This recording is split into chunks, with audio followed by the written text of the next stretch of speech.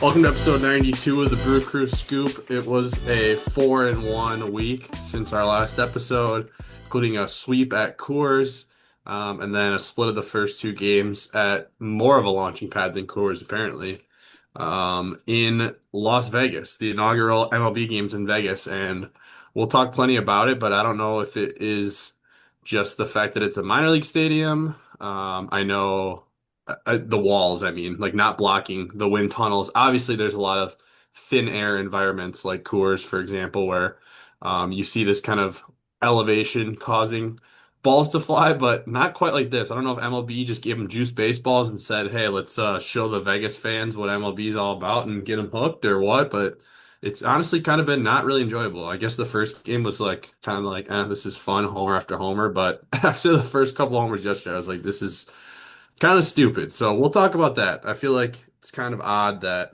these games count at this point because the A's are going to play 6 games in kind of a fake ballpark. So, but we got a win and with the chance for another one tonight. So 4-1, like I said, and as I say at the start of pretty much every podcast every week, I'll say we will take that. We'll take 4-1. Yeah, it's back to back like fake baseball game scenarios. Especially this A's one. It's like just it doesn't seem real or like it should be part of the rest of the season.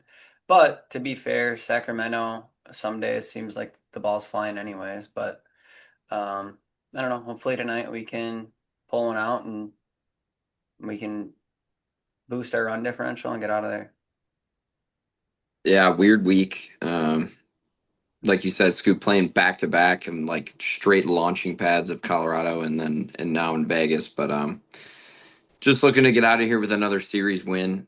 Anytime you can have two series wins on the road, you'll take it. So looking forward to tonight. Yeah, like the I'd be mad if Miz had to pitch in this series, like in a Cy Young race. It may have been the difference in Harrison being an all-star, not frankly. Yeah. But yeah, that would suck if Miz had a pitch in this. And Sprout tonight feels a little bit like hydrogen bomb versus coughing baby, but we'll see. The other headline that we don't normally do other headlines first, but we could bring it up right now. Luis Lara extended club control through 2035. So um he gets 6.5, his normal 6.5 years, and then we tack on 3 club options on top of that. And for a very modest, I believe it was It 35 was million, 31 with 31. with So or 30. Yeah, one way or the other. very modest. At first I said that it seems like the CBA is scaring maybe these young guys into signing these deals. But then at the same time, they don't get paid either way, I guess, once I was really thinking through it, if there's a whole work holdout. So I guess it probably still makes sense for them to sign because then, you just got money and you're not risking something weird happening in a potential off year. But nonetheless, exciting for the Brewers. They've now locked up obviously Churio. Couple years ago, and then earlier this year, Cooper Pratt to a similar deal, bigger deal, but and Luis Lara, who's been red hot in AAA all year this year, another switch hitter, and a guy who you figure probably factors in pretty soon here in the outfield. Yeah, no, and I would also mention Aaron Ashby and Freddie Peralta in terms of like guys that have been locked up in pre-arb deals and stuff like that. So exciting to see. I'm surprised they would do it with somebody that is kind of like Lara, who wasn't kind of highly touted up until this season. Um, but hey, if you think that this guy's gonna come out and be a serviceable major leaguer, why wouldn't you want to lock him up? And then hope that he's good enough where you can use those club options. Yeah, and I mean, he's performed at every level, and this year now he's obviously taken the quantum leap in AAA. Um, but the defense has always been there, so I think that's the floor that they like, and we'll see. We know Antanasio likes to kind of throw money around anyway, so it's not a big deal to him. Yeah, you mentioned the floor. I think that's kind of like the starting point is that you have to be kind of like an elite defensive guy just to even start these conversations because defense can translate much easier than a bat. So I think if you're looking at other guys, you're trying to forecast what the next couple years of deals like this could be. Anybody who's elite defensively is on that radar. All right, well, we could talk about the week now. Going to Coors this weekend. Sorry, I'm fighting bad Wi-Fi from the storms, apparently. Um, but Friday, it was a 9-7 win in 10 innings. Brewers scored 8 runs late, four in the ninth, four in the 10th. It was, again, a crazy game. The Rockies also scored two in the ninth and two in the 10th as well. So, offensively, Jake Bauers, 3 hits, 3 runs, 3 RBIs. Um, Sal had a 2-hit game, 2 runs batted in. Vaughn drove in two, um, with just one pinch hit, 2 RBI single in the ninth. Um, on the mound for the Brewers, it was another just okay start by Sproat. 5 innings, 3 earned, but 9 base runners versus 2 Ks. So still not great, but it was a win. 7-1 on Saturday for the crew. Misiorowski, I feel like we don't even need to say it anymore. He dominated. Um, 7 innings, 8 Ks, no runs. Season ERA sits at 150.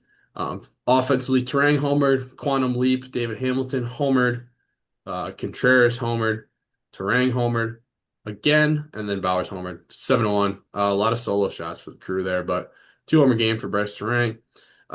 Sunday it was 12-4. Pushed the Brewers to the best 63 game start in franchise history sounds weird. We'll say the fastest to 40 wins in franchise history. So cool either way. Um, Gary Sanchez homered in that game. Um, then the Brewers scored from the 6th inning on. They scored 11 runs. On the mound, Shane Drowan looked better than his last spot start. I don't know if he'll stay in the rotation going forward, but he looked okay. 6 1/3, 3 earned. His season ERA is 3.11. Chad Patrick, swingman role, went an inning and 2/3. His ERA is down to 2.26. And then Craig Yoho, who was up and then was optioned, um, finished that one out 1-0, or 1 inning, no runs, I should say. And then they went to Vegas, and this game was crazy. Obviously, the late night game. When the NBA game ended, I had them split screen, and it was 8-4 A's, and it was like almost 11 o'clock. And I thought, well, it's probably safe to go to bed. And when I woke up and saw that we won 15-14 in the 12th, I was shocked. And then when I watched the highlights later, I was even more shocked because there were more home runs than I can count right now in this game. And on top of that, when I saw the highlights, obviously, for anyone who watched, in the 10th inning, the Brewers had 2 outs and they were up four. And the A's hit a bomb. Nick Kurtz hit a legit homer, seemingly. And Jonah Heim hit probably the least probable homer I've ever seen. I saw that it was a home run in 0 MLB ballparks. The launch angle and exit velo equated to like shallow, maybe a routine fly out in center and a little bit of deep fly outs in the corners, but all of the possibilities of that combination. But the difference after all those homers was a 12th inning Bryce Terang fielder's choice. Um, yeah, in that game there were 1, 2, 3, 4, 5, 6, 7, 8, 9, 10, 11 home runs. So I also saw, I think it was 16 ABS challenges in that game. So those were all records for hits, homers, ABS challenges in the MLB season so far. But then last night it was 7-5, A's win. Um, a lot of homers again. Churio homered to start the game. Um, then Kurtz homered also in the first. Then Bolte homered in the second. And that's about when I was thinking this is getting ridiculous. It actually slowed down a little bit after that. There were a couple more home runs, but got a little more normal than the night before. But not good for pitchers' ERAs. Kyle Harrison got really screwed by that. I'm glad. Like I said, that Miz didn't pitch there, but Gasser did what he could last night. It wasn't great, but he did have 7 strikeouts and he did eat 5 innings. And then Joel Kuhnel, who we just picked up, apparently throws 100 miles an hour now. So, awesome. We'll take that. I've never seen the pitching lab work that fast. So, um, But yeah, good, really good week. Some guys are getting hot. Freelick had a couple games with hits. Terang obviously couldn't keep the ball in the yard. Um, Firing on all cylinders. Is up to a 301 batting average. Andrew Vaughn is hitting 360 on the year, obviously abbreviated so far, but um, obviously the offense is firing on all cylinders.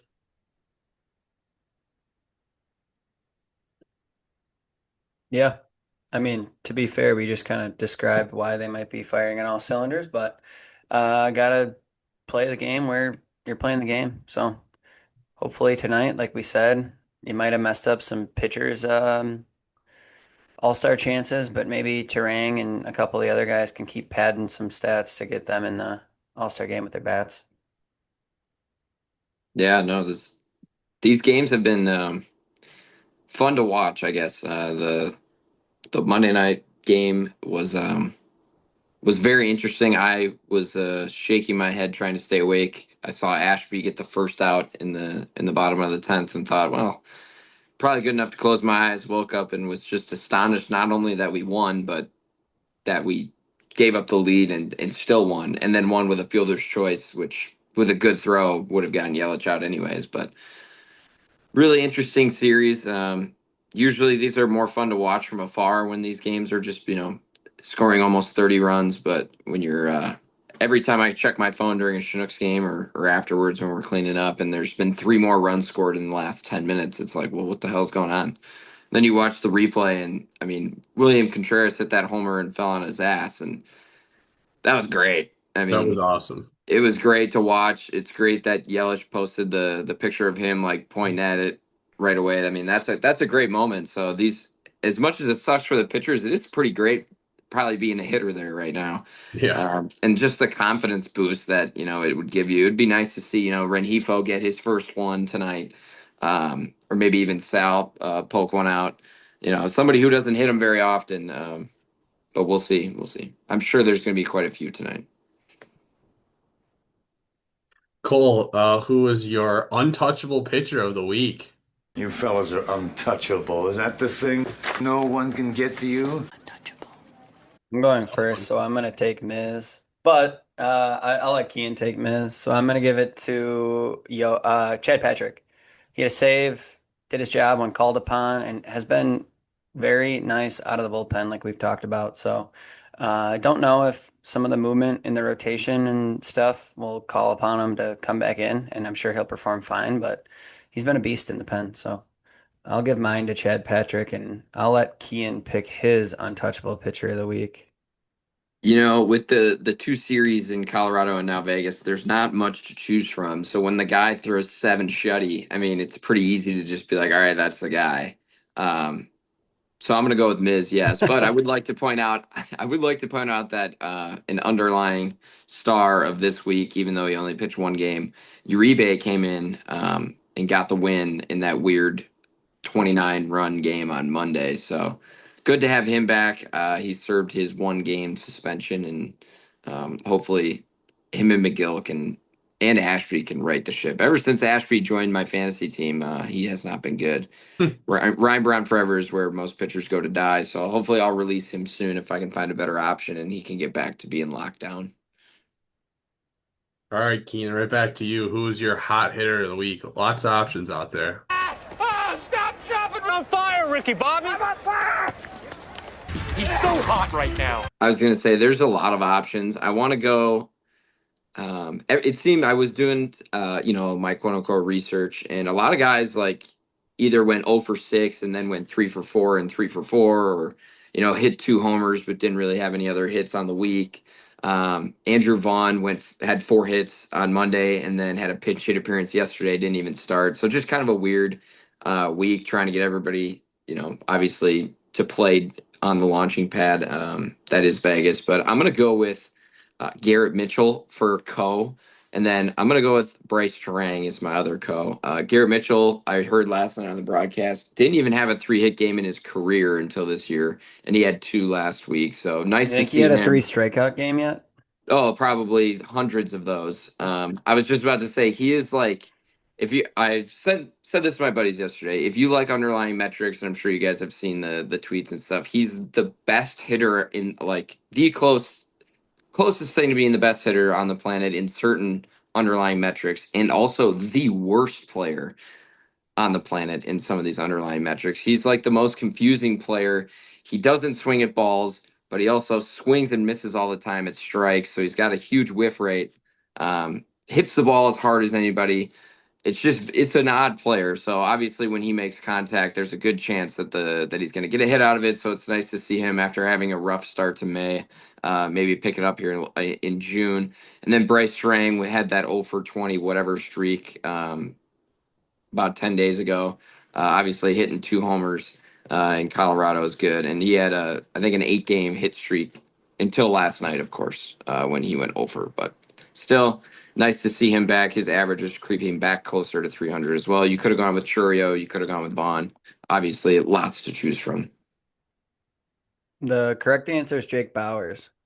I didn't want to choose Jake because I know Scoop hates when people say All-Star Jake Bauers, so I didn't want to say him. He's still got a chance, but He let me see, wrote that down. 1.851 OPS since we last talked. 12 at bats with 7 walks, 6 hits, 2 doubles, 2 homers, 7 runs, 7 RBIs, and a steal.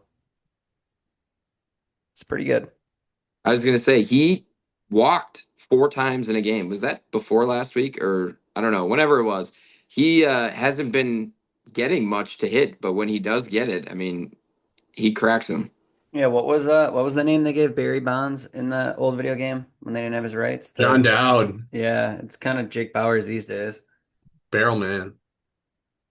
All right. Well, looking at transactions and such, Woody threw 68 pitches in the complex league last night.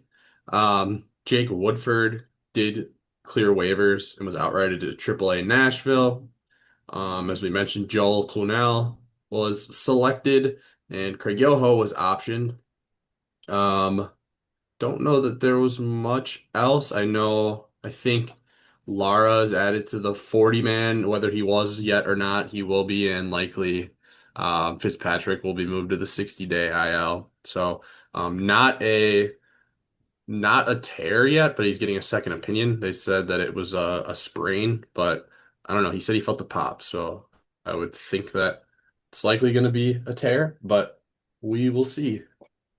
Modern medicine, these elbows, apparently you can just come back in a month after uh hurting your elbow. And be really fat. Yeah. We're talking about Scooble. If no one knows what we're talking about, he looked.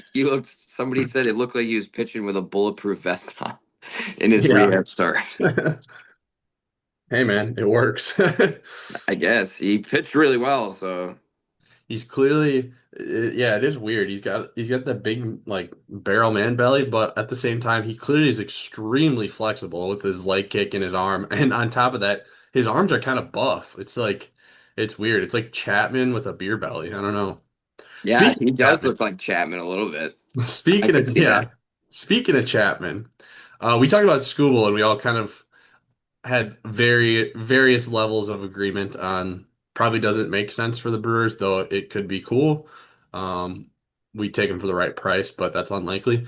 Chapman is a guy who it sounds like the Red Sox are shopping him. He's a guy who kind of reinvented himself, not reinvented himself, but found a new late career resurgence. Last year when they said apparently someone just told him like try harder to throw strikes or aim the ball, I guess. And last year and this year he has been back to like prime Chapman, unhittable.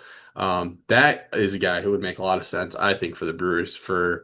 I wouldn't think too much. They could really use a legit lockdown closer, and they could probably use another lefty arm with all the injuries they've had. Even though they do have Ashby, Hall's due back, and Koenig will be back at some point. But that is someone I would love to see them target. Obviously, they need the bats still. That's obvious, but I would like that. I don't know if the Red Sox are going to want to trade with us, but Yeah. I genuinely would enjoy that. I'm pretty sure that would complete that we're the last Infinity Stone for the NL Central for Aroldis. So played for the Uh, Pirates, Cubs, Reds, not the Cardinals, I don't think. not the Cardinals. You are Yeah. correct. I knew I was Or missing one, but still, 4 out of 5 is pretty impressive. I would say. I would love that though. I've always liked him. I know there was one time when he was You've always liked him? I hmm. have. I remember when he was pumping 113. What about when He's he's cool. What about what about the domestic violence or the groping his Oh, okay. mother? I didn't know we were talking about as a person. Sure. No, I've always liked As him on a the field. as Yeah. a closer, he's Yeah. fun to watch. I mean, Yeah, that's Yeah. The Cuban missile, and Can't I argue always thought that. he was good. I'm sorry I didn't think about the off the field issues when I was yeah, we thinking see about a where you're baseball we trade. see where the Chinook's head's at in the front office. Yeah. Hell of a ball Yeah. player. It's crazy. Yeah, no, I guess that's on me. I guess. Fuck a roll, Chapman. Hey, if Jared Carrabis can sell out for Aroldis Chapman after hating him for a decade, so can Kean. All right, that's fine. Yeah, we know Scoop can. Anything for Jared Carrabis. That podcast is going downhill. Um, and then left side of the infield, anyone brainstorm any ideas to send to the Brewers to trade for since last week? I Let's would like to see see. Cooper Speaking of Pratt come up. extended players, Cooper Pratt needs to come up. Needs to come up. Ortiz had at least a blunder or two in the field this week that had me about ready to like call my season ticket rep and see if they can forward me to the front office to talk about.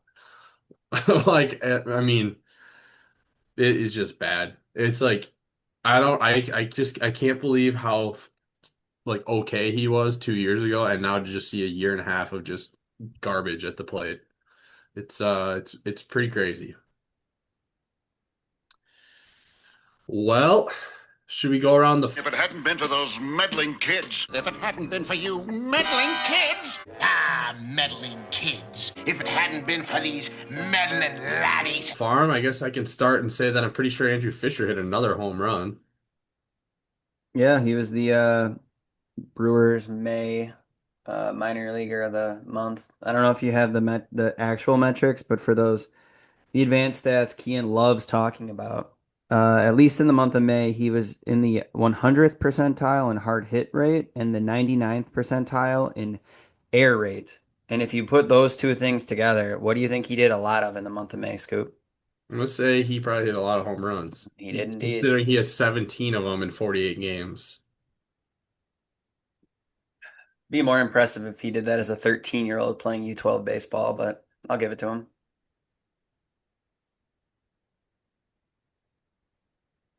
You want me to keep going around the farm?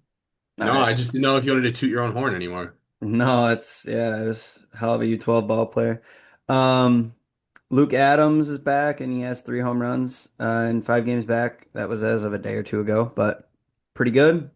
I think I mentioned Alexander Frias a couple pods ago, but he's in the complex league and he was the complex league player of the month. I think his exit velos are like 90th plus percentile. He's got a really sweet swing from the left side of the plate.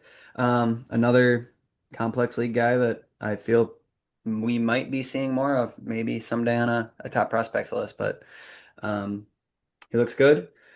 And I don't have too much else from around the farm. Looks like across the org, the pitching staff's finally looking a little better. But it's okay that the pitching staff didn't look so hot with how hot the bats were to start the year. So, um, yeah. Yeah, I don't have anything besides. I did see that when the former low A Carolina Mudcats, The Wilson Warbirds, they were the Carolina Mudcats when this don't dead happened. name them. All right, fine. They had a pitcher who pitched pretty well, and he was from out of the states, and he decided not to come back because of how bad he was bullied by by his Carolina Mudcat teammates. I There wasn't anything really. It was kind of just smoke, I believe. Nobody could say like who was the main bullier, but I thought that was interesting. We'll see if anything comes out of that. I doubt it, but Yeah, that was a random story. I don't know what that like means when it says bullying. I was gonna say, and the name didn't sound familiar, but he pitched really well, and then just decided not to come back to the States. So I don't know. I feel like there's something else going on that doesn't involve anything from Carolina or the Mudcats or the Brewers organization, but they're kind of using that as a front. But you never know until everything comes out. Just something to monitor. Especially weird that the Mudcats don't exist anymore, but they still kind of do, but weird. Well, I think this is the part of the podcast where we just go rogue. All What else right. you got Well, if I'm about? going rogue, well, from today, 2 days, but we're coming up on the 1 year anniversary of Miz's debut. I know Scoop and I were there. I don't know if you went, Kian, but June 12th, 2025, Miz got the call up. We went for a friend's bachelor party. We're in attendance, and I think I have his line. If I recall, it was the Cardinals. Let me double check. Yep, Cardinals. We won 6-0. Miz went 5 innings. It had 4 walks and 5 Ks, so it was a classic early Miz experience.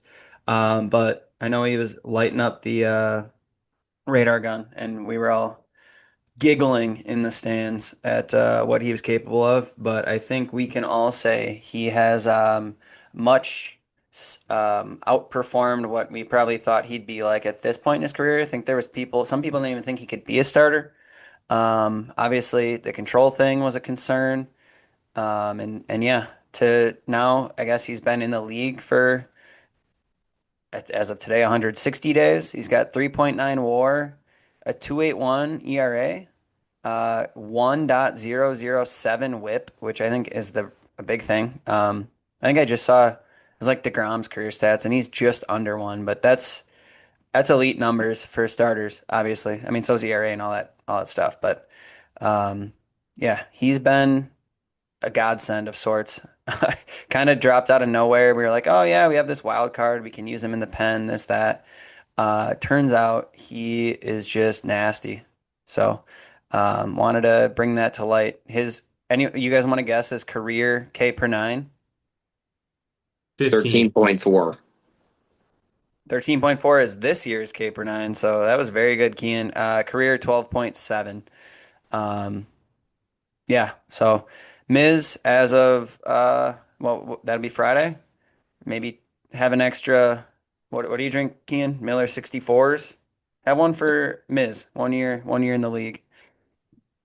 I haven't had one in a while. They're good though. I should get some. I don't know. Uh, I was gonna say I don't have anything for going rogue, but it would be nice to have the Brewers on at normal times again. Makes it easier to watch. Correct. yeah, I saw Scoop saying that before you. I knew he would be thinking that. I was gonna say the new stadium news. I know there was a mini Just golf about thing. to That's say that's this. exciting. But the other one was Did front row Amy anyone was riled up. did anyone get a full understanding of what's happening? Because I think Apparently, I it's got like, pieces of it, and I don't quite get the uproar. I yeah, kind of get it, but I I correct don't me mean, quite. where you know something else, and I will say hypothetically, this is my understanding, is yeah, there's like this new section that I guess what's interesting is I guess it's like a multi-year deal. It's like thousands of dollars to buy in. So it's going to be corporate stuff or someone who has a lot of money to spend in the Milwaukee area. And then I think it's like that section and the parts of the seats behind home, right? So So I think my the fan standpoint is like we want more true fans in the, but I the don't know front what. rows. I get it, but here's the thing. Okay, so my understanding is they're putting the trust club is what they're calling it, and they're building it right outside of the first base. Cole, right to the outside of your earbud, right over there. And it's going to be exclusive for fans with half season or full season plans in the first 6 rows of home plate. Um, and then it's like $250 a game to go in there. I don't know if it's an extra 250 to go in there or if that's just the ticket price. Like if it's only available to those seat holders. Um, but either way, it sounds like the people in the first 6 rows are either going to have the option to buy into this very expensive plan or move.